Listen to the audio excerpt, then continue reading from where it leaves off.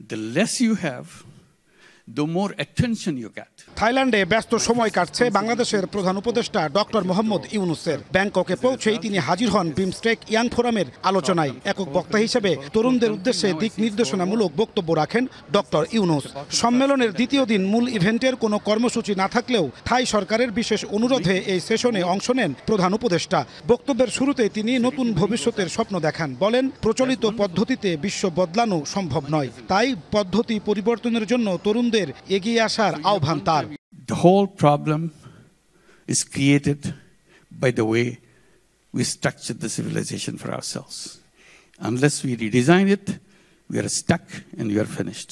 So that's the world we see. We have the alternative. It's not that it's a kind of terrible thing. It's not a terrible thing. Simply become aware.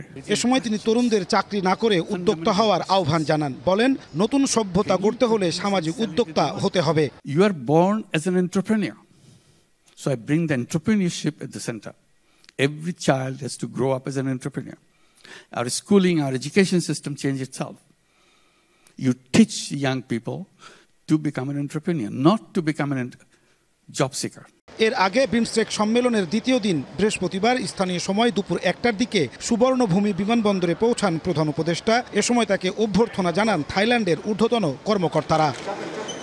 সম্মেলনের শেষ দিন শুক্রবার ভারতের প্রধানমন্ত্রী নরেন্দ্র মোদীর সঙ্গে স্থানীয় সময় বিকেলে দ্বিপক্ষীয় বৈঠকে অংশ নেবেন ডক্টর মোহাম্মদ ইউনূস। একই দিন সম্মেলনের মূল ইভেন্টে দুটি চুক্তি স্বাক্ষরে অংশ নেবেন সরকার প্রধান।